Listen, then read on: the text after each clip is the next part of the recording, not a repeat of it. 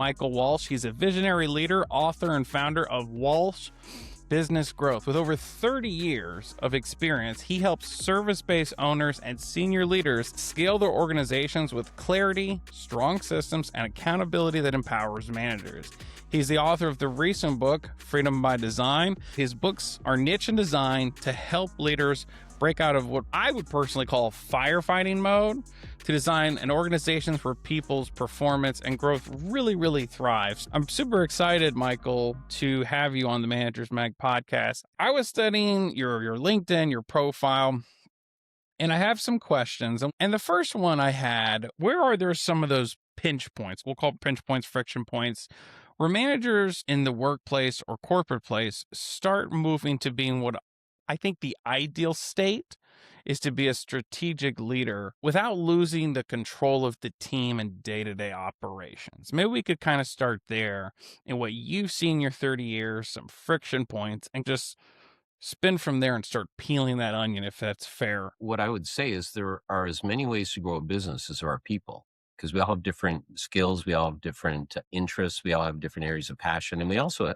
have different teams around us, and they all shape how a business will grow. The problems are very similar. So when you talk about pinch points, I hear, okay, so what are the impediments, and how do you help people get past the impediments? Because if we can actually help them, like you say, get rid of those blockages, life goes really well. By the name of Louise, she had been 10 years in her business. You bounce around between 250 and 400,000 pounds. And she contacted me in 2011. So it was a minute or two ago. And she had actually read some articles that I had online, and she stumbled across my first book, read that, thought, well, I like how this guy thinks. And then so she asked for, to see if we could spend some time together. And we did through, at that time, it was WebEx. Okay, so it was, a year or two ago. And she described her company, and I thought, some aspects of it are a little smaller than I usually deal with, but, exchange issues aside with regards to pay, everything else sounded just like the clients that I deal with in Canada and the United States. And so we agreed that she actually covered my costs to actually go over there. I didn't charge her a fee to go over there other than she just reimbursed my travel costs. And I spent a few days with her and her adult daughter and their 7 staff. And we just started to unfold things. She was just getting into an e-learning company.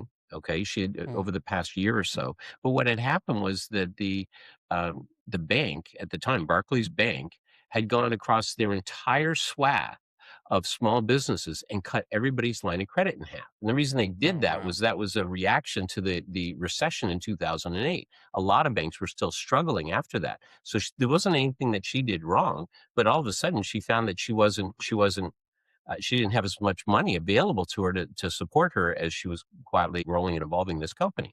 And so she was looking for, ways to, how do we get more money, or how do we do things like that? And when I got there, one of the things I found was there might be a little bit more money that she needed, but she was looking for maybe, 150, 200,000. And I'm like, okay, so you're $400,000 or pound a year company. Okay. Yeah. Your net is less than 100, and you're looking for 150,000 pounds. Whoever takes it's going to own your company. You don't want that. I bet you, this is a service-based company. It might need a little bit of seed capital, but you know what? You could probably grow this based on just how you're charging your people and different things like that. So one thing led to another. We agreed that we wanted to work together, until we did. By 2014, we had her up to 2 million pounds, and she found that other than about 20,000 pounds that she raised from her accountant, actually, who bought a few shares for a small amount of money. She didn't need a bunch of extra cash after all. She could design the business so that it actually gave her what she wanted. And that was, in fact, that my second book's written about that one, which is the first half of her journey, where she went from 400,000 to 2 million pounds. And then in the next 4 years, she actually grew it from 2 million pounds up to 7.3 million.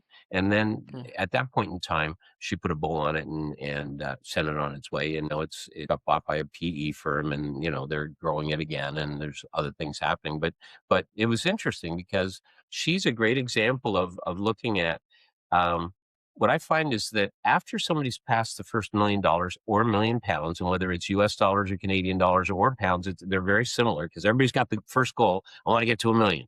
But Yeah. once you're past that, then the next milestones, every milestone that people look at has underlying issues beneath it. What I find is that business owners are pretty savvy. If you can see a problem, you can usually figure out how to fix it. You get resources or whatever. If you can't see a problem, but you know it exists, again, you can still figure out. Now, you may not have the same precision if you can't see it, but you're pretty close and you can figure out those problems. The ones that I find that get people are the ones where you can't see it. You don't even know it exists, even while you're in the grips of the problem. Yeah. Those are the ones that cause heartache.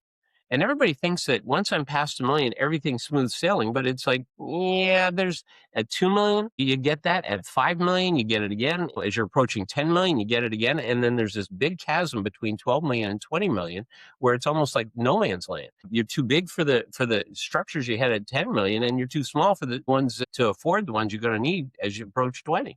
And so Yeah. where we actually focus with people is on what are the underlying issues.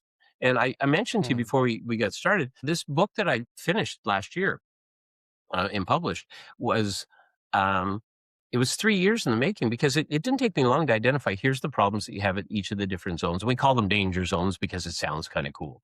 And so, Yeah. so we have these danger zones, at 2, at Yeah. 5, at, just before 10, and again, as you approach, 12 to 20. But then I couldn't figure out, well, yeah, but what are the common issues that they face? Because the problems were all different. So if somebody approaches 2 million, they're dealing with one set of issues.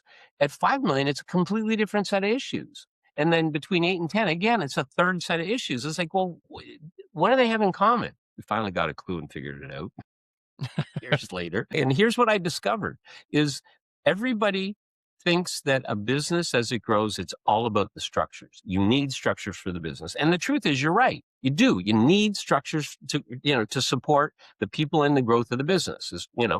At every size, you always need structures. And so then people start thinking, well, people come and people go, but the structures are here to stay. I'll focus on the structures.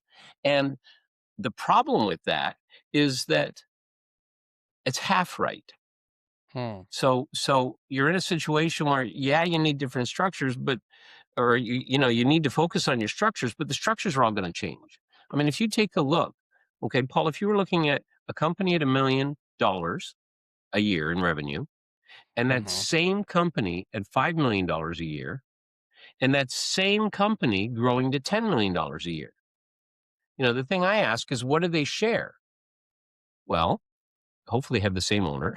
If the same owner has it, you got you've Yeah. got you've got the same or a similar product or service. Right. If you've got the same owner, you definitely have the same shared, like the same values, because the owner's values are what continue to be there. They're part of the DNA of any owners. And then Yeah. and then you've got a few key people. I mean, at a million, you don't have, a fraction of the people. You've only got a fraction of the people you need at 5, let alone 10. But Yeah. other than those few things, everything else is different. So you're literally dealing with different companies at different sizes. Now, Yeah. a lot of entrepreneurs get really worried and nervous about that. But if you look at any parent, DNA aside, okay, if I look at my child at age 3 and that same child at age 13 and that same child at age 23, behaviorally, what do they have in common? Almost nothing. I mean, at 13, I've got a youngster who's going through the throes of puberty and the consequences of that.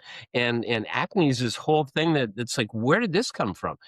When I've got a 3-year-old, I'm trying to get the right things in their mouth, the vegetables, and I'm trying to keep the wrong things out of their mouth, the sand in the sandbox. I mean, they're completely different things. And by the time they're 23, again, you're in a whole, so it's almost like 3 different people, but it's our relationships with our children that allow us to actually stay up with and sort of survive parenthood and grow and hopefully thrive in it. Well, it's the same thing in a business. It's the relationships as they're evolving that do that. So yes, people do come and people do go, but the truth is, if I treat a business like a well-oiled machine where I've got the systems, I'm going to be in trouble, because if I make my Yeah. people cogs in the system, which is what any machine does, okay, Right. in the industrial age, is exactly what we faced.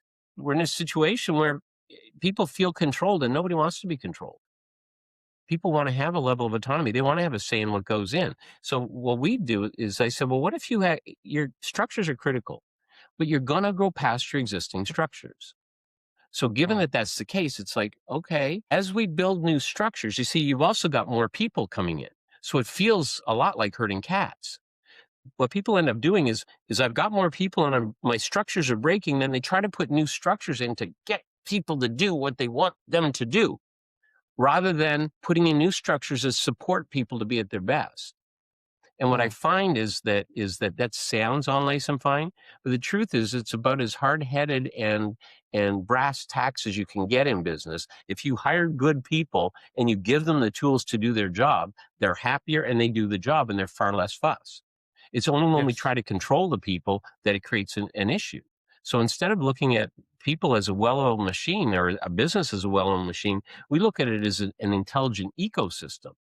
And as a Mm. result, the things that those different companies had in common was, while it was always different structures they were breaking and going through, it was always structures they were going through. Again, they were different each time. That's why I didn't recognize them initially. We'd help somebody with their individual situation, but I couldn't relate them to the different sizes until we sat back and saw what they have in common. And so it's a combination of breaking through structures and having swelling masses of people and not being quite sure what to do about it. Yeah. So the two things that we came up with were, one, as I put in structures, make sure the structures are serving the people. And number two, start learning a little bit about the fundamentals of human behavior. So those Mm. are the two aspects that we've actually done. And that's what allows us to make things easier for people as they grow their companies. I actually like the definition intelligent ecosystem. A piece of making that intelligent ecosystem thrive, one was studying human behavior, if I heard you correctly. Did I hear Yeah. correctly or did I First of all, misunderstand you? understanding it. Yeah. Understanding it. So let's peel the onion. When you say understanding human behavior, because that's a big net that can catch a lot of different definitions. There's a lot of behavior models out there. We can go on and on. I mean, I even saw one that was like about animals, comparing people to animals. I don't know about that one yet, but Mm, but maybe you can kind of define when you say that, because mhm. I have seen people resist that a lot very quickly, and I think that's a huge bottleneck. So maybe we could kind of talk about what that really means, because you've written 3 books. I think most Mhm. leaders I've meet are lucky to write one, and I don't mean lucky like it doesn't mean anything, because I haven't written a book on leadership personally, but you've written Right. 3, so you've done more than most, I feel. What does that mean exactly as like a common denominator person? Like, this is what I mean by understanding human behavior. These are the things that your organization need to do to really embrace that as a fundamental piece of an intelligent ecosystem in your company. Well, okay. So first of all, your comment reminds me of my undergrad was a double major in commerce and economics from the University of Toronto, and in at U of T we had this library. It was a 9-story library. It was at the time it was the biggest one I'd seen, and it was a typical university library, and we called it Fort Book. And if you go up there and you looked in the human psychology section, there are thousands of books in the human psychology section. And the fact is, Paul, none of them agree with each other. They all disagree with each other. Okay. Now, then when you talk about comparing people to animals, I kind of chuckled. And that's what reminded me of this, is because if you go into animal psychology, there's about 20 books and they all Hmm, agree with each other. Okay. interesting. Now, you know what the difference was that I figured out? What? Animals can't talk. So you just look at what they do and you can see what's going on. So if you could turn down the sound and you turn up the picture, you can watch and you can actually see what's going on. I've seen one of the medical practitioners that we supported was a chronic pain and addiction medicine doctor in just outside of Ann Arbor, Michigan. And one of Yeah. the things he told me is he said, "Listen, just ignore what people say. Look and see what you got." He said, "Yeah, I might have somebody who's sitting up in bed, who's watching TV, who's looking around when people come in, and you'd say, on a scale of 1 to 10, what's your pain level right now? Oh, doc, it's a 9. And then he Yeah. says, I might have a different person who's literally passing out because the body will shut you down if the pain levels are too high. That's one of the ways the body protects us from dealing with too much. And Yeah. he says, I'll be with somebody who's literally they're coming out and they're coming in and out. And he says, what's your pain level on a scale of 1 to 10? He said, doc, I don't know. It's up to a 4, maybe even a 5. So what people say and what occurs doesn't always align. So what I found was, and there's hundreds, probably thousands of elements of human behavior, but I found 4 basic ones that actually handle about 80% of what we need to know as business owners. So we don't have to turn around and get Okay. psychology degrees and all that stuff. But first of all, we all have a biological need to survive. Right. If there's a Survive. threat, we will actually do what it takes to survive. The second one that comes right along with it, so I got the biological need to survive, but I also have an innate desire to thrive. Now, surviving is about me and protecting myself. Thriving is about others and contributing and doing things like that. I do not need to get all my survival needs handled before I consider thriving. Otherwise, why would a 5-year-old ever share a toy? That's a good So point. we've got survive, thrive going on at all times. And as long as I'm not threatened, survive sort of dormant. And I look for ways to thrive. I look for people that I can, participate with and create Mm. community and have fun and build things and, all that. The third one we have is we have both the ability and the need to connect because inherently we know that together we're stronger. And the Right. fourth one is we also have the ability to adapt to a changing environment, even if we don't like the environment. I mean, if you had asked most people before COVID, could you ever run your office from home of your 4,000 people? They'd say, no, we'd lose our business. There's no way we could do that from home. And 2 weeks Yeah. later, 2 weeks after COVID's done, everybody's up and going. Now, not everybody survived, but I got to tell you, the lion's share of people did. So again, did people like it? No. But at the same time, we're able to adapt and do what it takes because it's part Mm. of our survival skills. So if I've got survive, thrive, connect, and adapt, and if I understand that at all times this thrive thing is going now, related to that, people think, well, there's structures and then there's behaviors. But here's what they don't tell you, Paul. There's structure to behaviors. So we all think that our past plays a large influence. Well, it does. I mean, we learn from our past. But the truth is, we spend more time looking into the future, and your perceived future shapes your present. We're Mm. always on the lookout because, again, we're protecting ourselves against threats as part of our survival, and we're anticipating or looking forward to things where we can thrive. So your perceived future shapes your present. If I see a brighter future, okay, or if I see enough options that there's the potential of a brighter future, I'm way happier, way more productive in the present. That's why leadership, Mm. people talk about leadership being rallying people to a brighter future, because that perceived future that's brighter has me happier in the present. If I see a dim or stuck future, or if I feel thwarted or I anticipate feeling thwarted, I won't be very happy in the present. A lot of Right. times people say, well, these employees have a bad attitude. Don't tell them that they have a bad attitude. They can't change that. Go listen for what's the future they see, because that's what's impacting how they feel right now. And if you can sort of work with Mm. somebody and help them identify a potentiality of a better future, then all of a sudden they're happier in the present. Now, nobody will trust it if it's a con job. So if you're authentically Yeah. looking, that's a whole different story, right?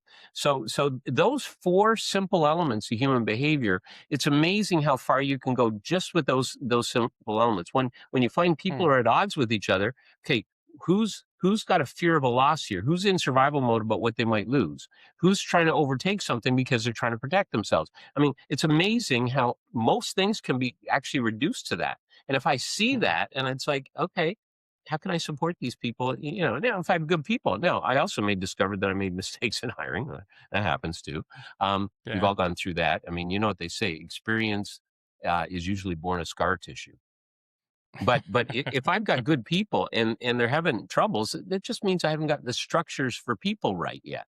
And again, as Right. long as I'm looking at structures that can support people, I'm in good shape. But I combine that with those 4 simple elements of human behavior. It's amazing what happens. Yeah. No, I love that. That was a great framework. Survive, thrive, connect, adapt, and then make sure you're communicating a strong perceived future to really keep the team intact and going stronger. The quote that came to my mind was there's an old Zig Ziglar quote where or a story where he says he's arguing with someone, and I'm gonna, hopefully I don't butcher this. And the guy goes, well, "What if I train these people? I get them really well, and then they leave me." And then he goes, "Well, what if you don't train them and they stay?" Is what came to my mind. Exactly. Exactly. I no, I love that. Is there I like your framework for survive, thrive, connect, adapt. I haven't heard it that way in some time. So enjoy that a lot. I do want to peel the onion around a perceived future. Is there any frameworks that you prescribe to?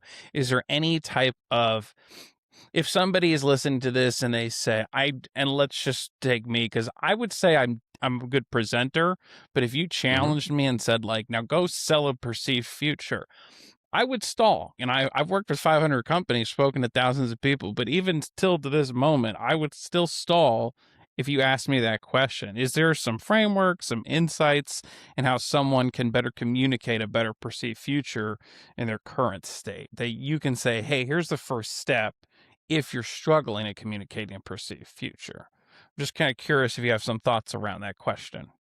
Absolutely. And what you're asking actually relates to management and the biggest mistakes in management and what the core problem is with management. So Oh, I'm going to use that as sort of a frame to take from it to go into that perceived future. So here's the thing. If I'm effective as an individual contributor, it's the person that's most effective as an individual contributor that quite often gets the role of manager. I uh-huh. trust Max. He's great. You know what? I think that he could take care of it. I can count on his word. I'm going to make him my manager, and then he can support other people. And then Max gets into the job and goes, oh, well, I've been very effective as an individual contributor. Now the boss wants me to support these other people, and of course, how I would do that is, I mean, there's things that I've learned that I know, and they don't know those things. So if they don't know, then I'll just tell them, and then they'll know. And that's literally what we all do in management, except it's absolutely the opposite of what effective management's all about. People Mhm. don't understand. The reason Max became such a strong individual contributor was he listened and he learned and he understood what it takes to generate a result. And he thought his way through the various dimensions and he found the most effective way for him to do that. As a manager, your number one job is to provoke the thinking of your people because the people Mm. need to be able to think their way through things. If I tell If I'm Max and I tell somebody how to do it, they feel told. Even if they do it, they don't attribute it to themselves. And quite often they just sit around and wait for me to tell them the next thing. They don't actually grow, or they grow far more slowly. If I actually ask them questions so that it provokes thought and they have to think their way through things, that's where things are stronger. So back to your question about the perceived future, there's two answers to it, and I'll give you the one. The first answer is the biggest single thing that you can do to support somebody to create a better future is to ask questions and understand what a better future looks like for them. As opposed to trying to sell them or tell them about a better future, what about finding out what's a better future? And then finding Mm. out, okay, so you see that part of it's a better future, and this person sees this part, and this other person sees something else. Well, that's because, of course, they've each got unique skills. And if I combine those skills, I think they could all get what they want, and they can contribute to each other getting what they want. And so instead of just delivering the message on that, I'm in a situation where I can actually discover what the best future is for each person and support them in achieving that. If you tell me I may believe it, I may not. If I tell you, I'll believe it every time. By quote unquote selling, you're actually not selling, you're actually discovering or helping somebody discover their best future. And then you see where's companies have a lot of different aspects to them. And so if you've got somebody that should be in your company, and let's just say that most people in a company should be there. Let's just say that for Right. for the sake of the conversation. Then the company's big enough that they've got room for different people with different skills. Your bigger future might not be the same as my bigger future. And if I try to sell you all on a common bigger future, either I have to be way up, with my head in the clouds a little bit, or Yeah. I'm going to miss the boat. Whereas if I Mm. find out what yours is and support you in getting that, then you're excited about your future. And if it integrates with what we're doing here overall, that works brilliantly. And so that's one aspect of it. Now, that said, I don't want that to be dodging your question. So No, I'm you're gonna not. answer it a second way that actually speaks to it. Now, here's the thing that I would say. So let's say I have this great vision or something, The person who carries the most influence is not the person who says their message the best. Hmm. So let me say that again. The person who carries the most influence is not the person who says their message the best. It's the person who owns the frame. So if I set up the conversation, then you're going to expect something and you'll listen for what I set up. If I don't, you'll just go wherever you go. Let's pretend for a second that I worked for you, okay? Right. And you said, "Michael, can you come into my office, please?" I'm looking at you, okay? Yeah. I'm like, "Okay, am I in trouble? Like, what's going on here?" That Right? goes through I'm my wondering, mind. like, very consternated look on your face. I'm like, "Okay." And most people would respond that way, right? Would be a little Yeah. nervous and wonder what's going on. But let's say you came out of your office and you had the same consternated look on your face, and you said, "Michael, listen, I'm really having a problem with this issue here, and I really could use your input. I need another set of eyes on this. Can you come into my office for a second?" Same consternated look, but you Right. prepped me. So you've Yep. pre-framed the conversation. I'm like, "Oh, maybe I can help Paul. That'd be awesome." So then in I go. And so I don't, Mm. so the energy you have doesn't get all over me, if you know what I mean. No, I'm So with you. No, I like that. whoever owns, so if you set it up, you're there. Now I had to laugh because Chris Voss, the world Yeah. class negotiator, FBI negotiator, one of the Oh yeah. things he does is he listens for the guy that's the contrarian. So instead Yeah. of saying, "You're going to love this. this is going to be really good. You're going to love this." If he tells that he's got somebody that's kind of negative, he'd say, "Okay, so first of all, you're probably going to hate this. I know Yeah. you're going to hate it. However," and you know what he gets them to do? "No, I'm not. I'm okay with that." Yeah. I love that. I Again, it's a remember. different way to set a frame. So Yeah. the person who actually has the most influence in any conversation is the person who owns the frame. And I got to tell Mm. you, probably the grandfather of this stuff is Robert Cialdini. He Oh wrote yeah. I Influence, remember. but he also wrote the book Persuasion. I'd heard about the notion before he wrote the book, but he masters getting the research behind it. The guy's amazing. He's been around forever, and he's constantly coming out with things that are fresh and make a difference. And so, if somebody wants more detail on that, his book Persuasion actually is a very good cut at the why that's the way it is, because he really does go into the science of it from that side. So if I was to sell somebody on a vision, first thing I would do is find out theirs, listen for that, and if I wanted to integrate it to the other stuff, I could do that. But it's something they can hang on to. But the other side of it is if I can set the frame, then the message actually gets out more clearly. It's just kind of funny because I have these like conversation questions and I'm not using any of them. Well, we can And go I'm to just whichever one you want if you like. That's fine too. no, I'm actually enjoying just the organicness, or I don't know if that's a word, organicness, probably not. ChatGPT will hit me later in the face, Grammarly, whatever system out there. So you had a kind of a rocky story on how you wrote your book because you've written 3 books. You had shared with me how quickly you wrote your first book, and I want to speak to that. And I'm also curious about what inspired you to write it in that amount of time. You could speak to how quickly you wrote the book, what inspired you to write it that quickly. Um, and let's start there and speak to the content you've created so people can know where to find it and how to leverage your expertise to bring these mistakes to current state and avoid them sooner. Sure, sure. So I started this business in 1995, and so by 2009, when I sat down and wrote um, the rough draft, or the draft of that first book. Um, Basically, I had built programs, I had built a number of different tools, and I had different things that I supported people with. In addition to the one-on-one work that I've always done with clients, I found that sometimes if I can put a number of people in the same room together and they can share with each other and they can actually notice their experiences, they first of all they find out, wow, we're all way closer than we want, or than we realize, even though we're in very different businesses. These dynamics of business are very similar. So I think the first one, I actually went to Hawaii with my wife, and it was rainy there. We were in the northern part of Maui, and it was just a lot of rain that was coming down there in Kanapali area, or Kanapali. So in the mornings, I just pull out computer and just start writing stuff. And I had it Mm. sort of in categories and that. And within the 2 weeks, I kind of had the whole thing fleshed out. But I think it just sort of came in because it was very quick. just because I'd worked with the stuff for that many years, and I did it that way, very very quick. Now, then you go through the months of learning how to do the edits and all the other stuff, and turning it from a manuscript into something that you can actually publish from that side. So, and I had a little publisher in Vancouver that actually supported me to do that.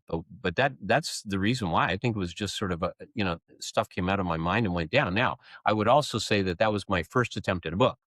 So if Oh, you read it, what you'll find is there's actually some really good stuff in there, and it was a first attempt at a book. I go back and I read it, and it's like, yeah, would I want to change it? No, actually, the points get made, so I'm okay with it, and it's fine. And it was for people who wanted to get to their first million, really, and how yeah. do I grow my business in a significant way? And I think for the market that it serves, I think it's actually well positioned from that side. So that was my experience of the first book.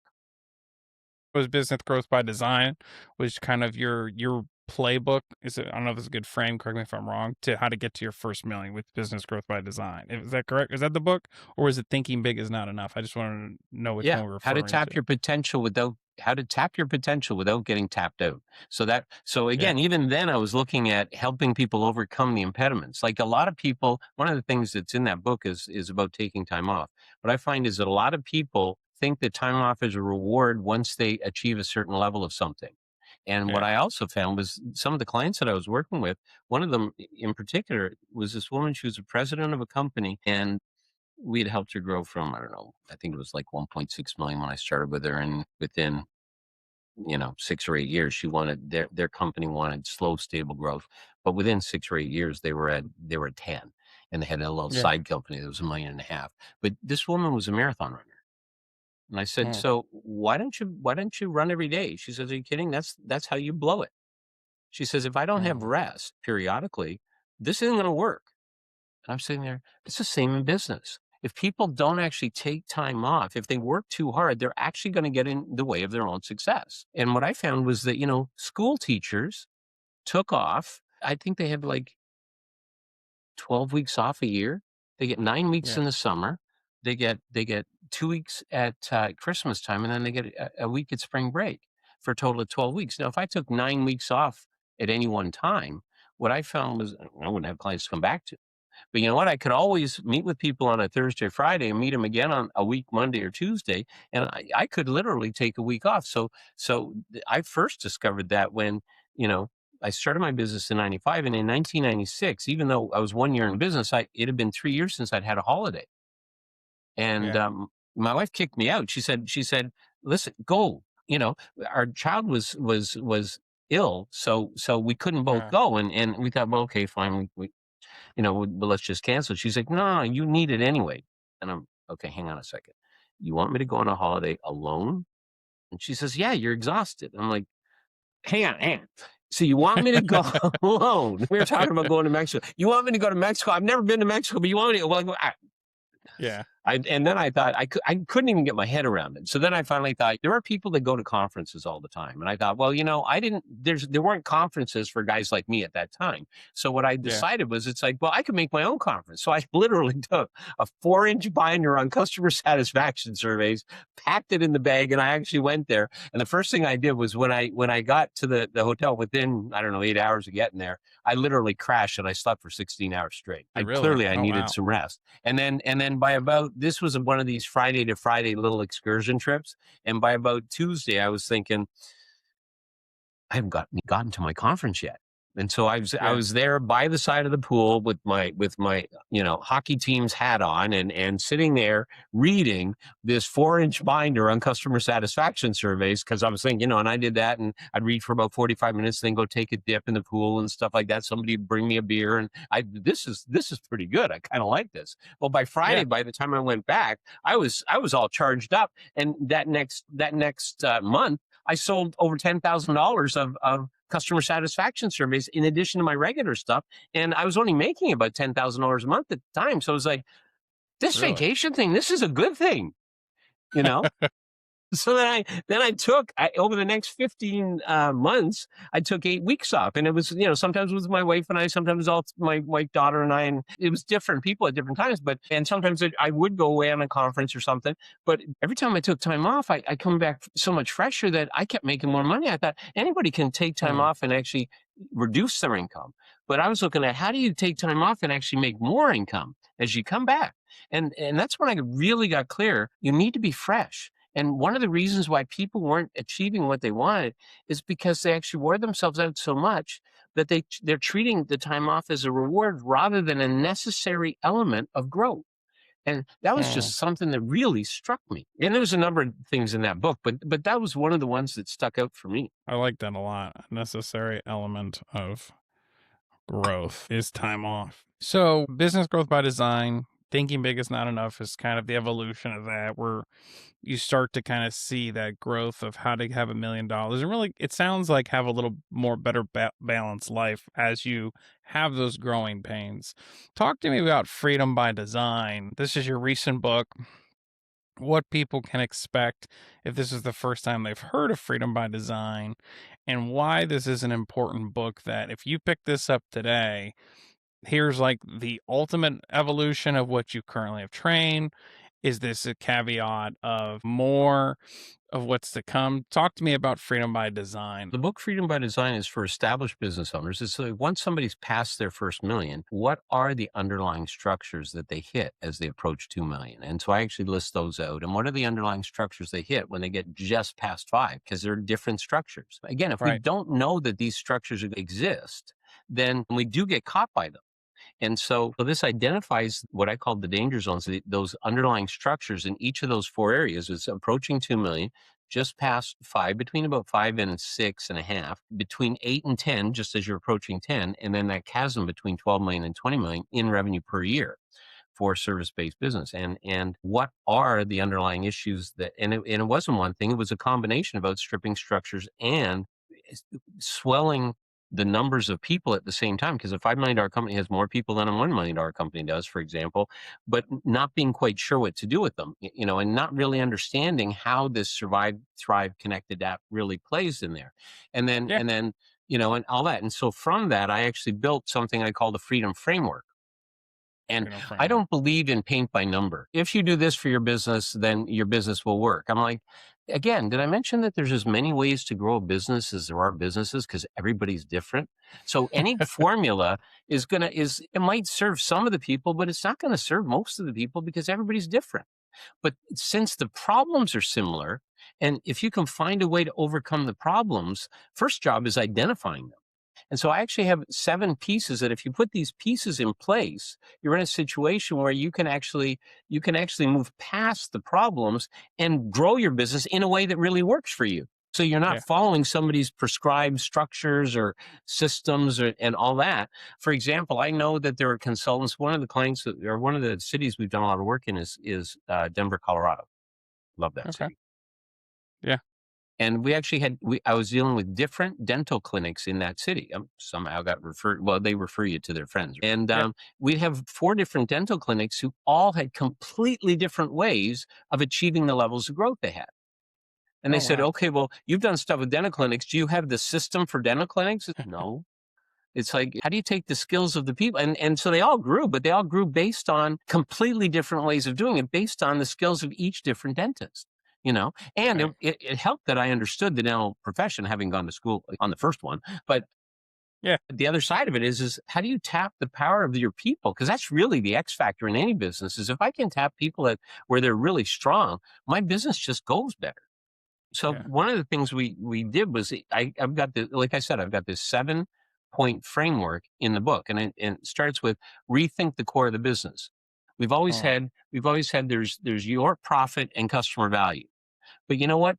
In a service-based business, you've got the people and they want something too. So it's your profit, customer value, and professional growth of your people. And a lot of people say, well, I do professional growth. But guess what? When there's a deadline and I got to get the client deliverable done, that's what I focus on. And this thing called, your growth, well, we might get to that twice a year or something like that, or sometimes once a quarter. It's still not very Yeah. much. And the biggest problem that people have in terms of growing their people is that this is always the deliverables for the client is always the primary thing, because that's what puts money in our pocket. So what we did was we said, what if we could combine the two?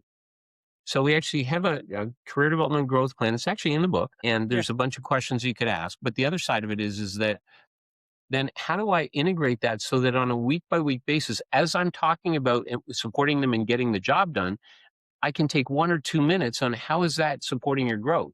And so rather than having it be some separate thing, we're constantly talking about their growth. And because their growth is usually larger than today's current job, every time I talk about their growth, I'm actually working on getting the job done at the same time. It doesn't take me any more time. And I find that in a 10 to 15-minute meeting with each of your people once a week, you could literally increase the effectiveness of them getting the job done and have them feel like they're really getting their professional growth taken care of. And the reason they feel like it is because they really are.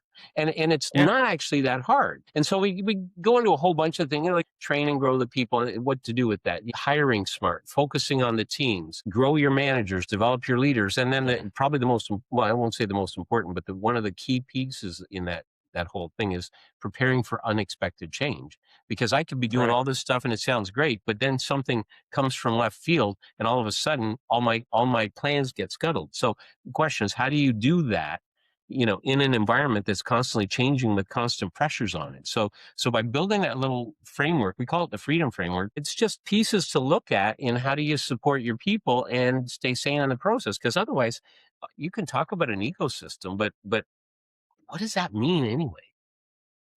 So so so the book actually gives people access on how to, build that out, how to actually set it up, and they get more freedom in their business to do the stuff they really love doing, more freedom from the business to have a life outside the business, and also Yeah. more freedom because of the business to generate the impacts they want, whether it's succession and legacy, whether it's impact in some small corner of the world, or whether it's the impact on everybody's loved ones and the staff growth and things like that are also a major part of a company. So that's basically what I got in there. And you asked me where people get it. Well, you can get it on Amazon anywhere. But if you just type in Michael Walsh, Freedom by Design, it'll come up.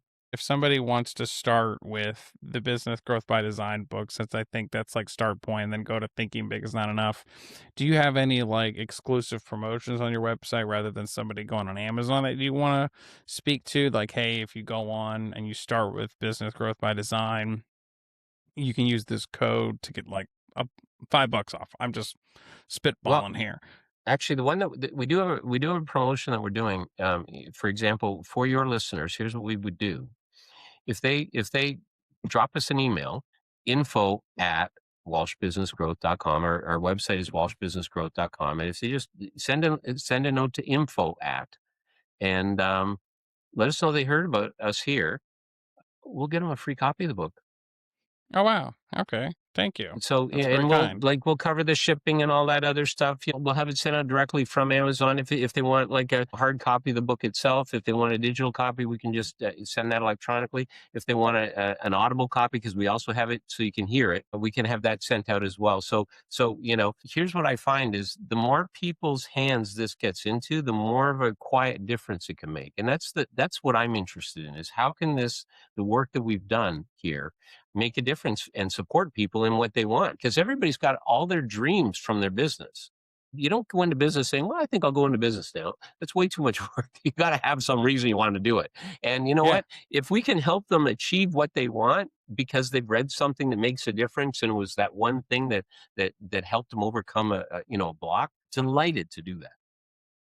This has actually been a very productive, healthy, very enlightening conversation that I've enjoyed a lot with you, Michael. I like to typically, we kind of come to the hour, because I know your time is worth a lot of money. I like to frame this question because I think it's a good one. If you could go back to before you started all this, Mhm. and you were trying to mold business, and you were in that, the frame, forming, storming, norming, performing frame. If you could go back to the forming stage, where maybe the picture is still black and white, maybe everything's not clear, and you could talk to younger Michael, I assume you would say, take more vacations for growth. number one. I think that would be part of it. But is there anything else there you could say to yourself? And the catch is you can't tell your younger self it's you from the future. What would you say to that person that you hope he would hear what he needs to hear back then that you know now to give that person a leg up at growing in business and just being a stronger career professional and manager overall? I would say that people spend too much time on passing on their wealth of information. And especially as a youngster, I was trying to make sure that people treated me as, somebody that was worth listening to. And so I would talk a lot. And what I Yeah. found was that, they say that you've got two ears and one mouth. You should use them appropriately or accordingly. And it's like that's not actually quite accurate because only one of those organs shuts. So what I would say, the advice I'd give myself is shut up and listen. You'll learn way more by what you hear, and you'll go further faster if you just spend your time listening, not only to what people say, but where they're coming from, why they say it. The more you can understand about people and the more you can learn from that, life goes at a whole different pace. But you have to be willing and humble enough. And I mean, we all have our lessons in life that humble us. And I've gone Yeah. through no shortage of those, just like most people. But the more I listened, the better things got. And had I got that lesson earlier, life would have continued to be even stronger than it already is. I mean, I don't have any regrets about things, but you're asking me specifically to go back. That would be the message is listen more and really understand what's available from other people because that's where life is lived. What was a moment that humbled you so much to where you didn't like it, but you needed it for you to be where you're at today? Well, before I started this company, one of the things that I had done in the past was I had I had come from financial services where there was lots of money around all the time, and commissions were all great and all that stuff. And then I was invited to participate with a retail company, and Mm, I thought I knew everything about everything because I was so good at the in the industry that I was in. And when I'm watching money go out the door and I'm selling a BMW 1 month to make payroll, it's like, yeah, I could use a little humility here. I got out of there with the skin of my teeth barely, but I got to tell you, it was an interesting. I needed that. I needed the learning curve, but it's like wow, there's this whole other side to business I wasn't aware of, and in fact, that's when I went back and did my MBA. okay. Yeah. So no, it's like again, life teaches you lessons, and if you don't listen, they get a little louder, and if you don't listen, they get a little louder again. And what I know is not what got me anywhere. It's what I discovered in dialogue with others, and what we could create in conjunction with each other is where the magic, in my opinion, lives. So that's why I don't give people, even in the books, I don't give them prescriptions. You should do this. You shouldn't do this. It's like, here are the problems you may want to be aware of. And even how people Yeah. solve the problems are all unique because again, they have unique styles. But if somebody can sort of point at things to watch for, then that's what the thing that I make a difference. And the thing to watch for, if I'm, my younger self would literally be to really take notice and don't be so concerned about what I display that I know, spend more time really understanding other people and what makes a difference for them. Because when I figured out that it's not about what I know, it's about how I can help somebody, that's Mm. when things got way better for me. And I just continued to focus on that. And that's how things actually did grow as well as they have for me. I've been very fortunate, I would say. But it's based on understanding that you don't get anything in life unless and until you first give somebody else something of value.